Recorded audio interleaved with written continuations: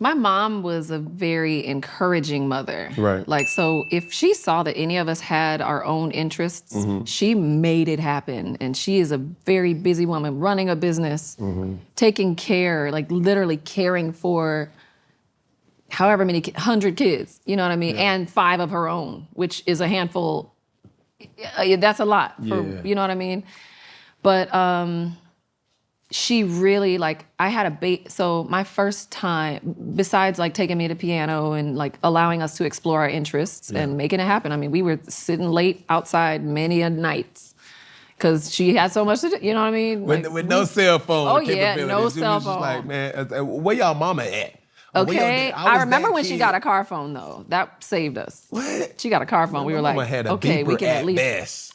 And it still was on her to call us or call the school. I remember the beepers too. Yeah, then she got one. She got a beeper after the car phone. But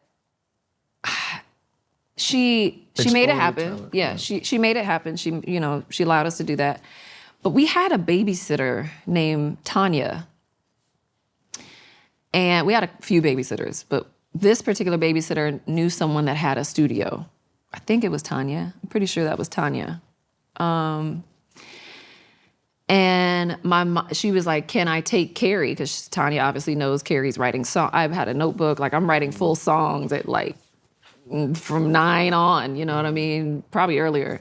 But at around 12 years old, she took me to this studio and I got to like, arrange my own song. I had already had it fully written. I knew what song I was going to take to the studio. A brand new song. This is not a cover. No. Mm-mm. Like because I played piano, I wrote the music to it. Wow.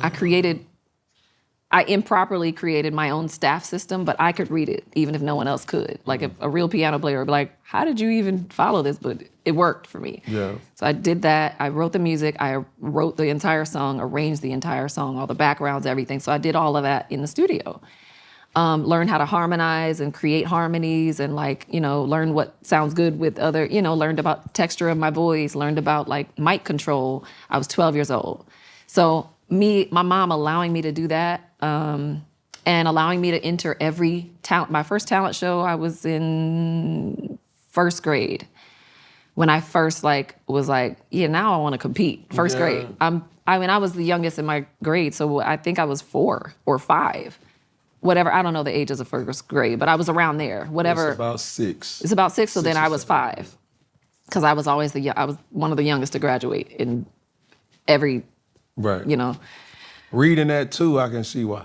Yeah, she put me in early. So, yeah, it was just all of, she literally was like, whatever you want to do. Whatever you want to do. And she didn't have, by the time it was time for me to get my own deal, I got my own lawyer. He hadn't even met my parents.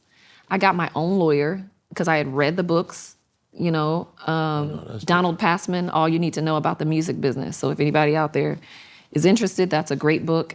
There may be updated versions because the industry has changed so much with streaming. But yeah, I didn't even introduce, I think maybe at some point I did introduce them to who I was signing to and who these contracts were about, I would introduce my parents at times along the way. But I was just off to the races. With all the experience, with all the exposure, I'm like, I want to pursue this and let me at it. Let me go. Yes.